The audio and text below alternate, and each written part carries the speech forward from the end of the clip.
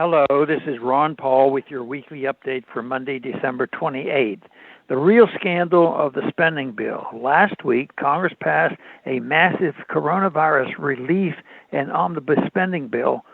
President Trump then vetoed the bill, saying he wants an increase in the amount of stimulus checks authorized by the bill from $600 to $2,000. The checks are designed to help those harmed by the lockdowns.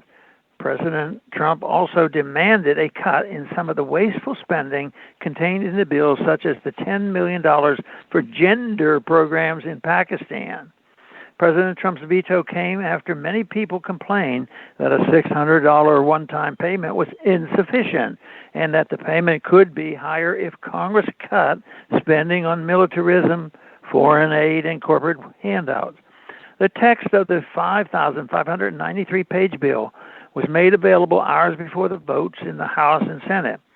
Representatives and senators were told the bill had to pass immediately or else government would shut down around Christmas.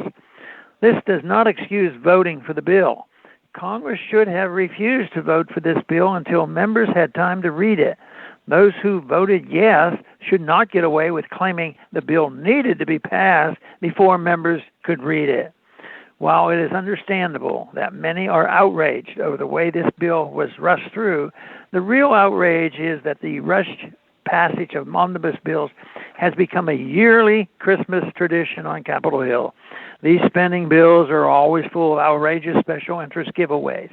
This practice denies the average member of Congress a meaningful role in carrying out one of Congress's two most significant constitutional duties: funding the government.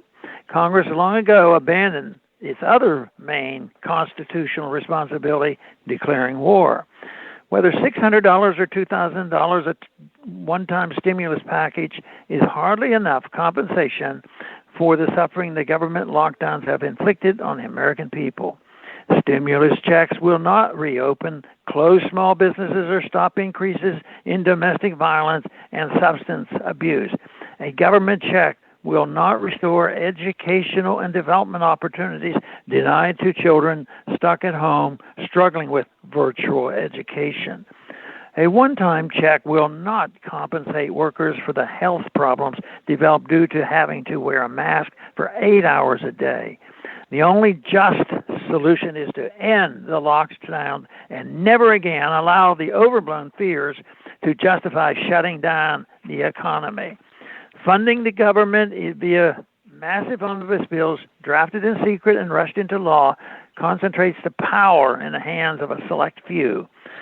It also gives the president excessive influence over the appropriations process. This is exactly the opposite of what the framers intended when they gave Congress power over the government spending. This situation is the inevitable result of a government that tries to maintain the fiction that Republican institutions are compatible with a welfare warfare state. Congress will continue to indulge in this delusion until the system collapses. This collapse will likely be brought on by a collapse in the dollar's value.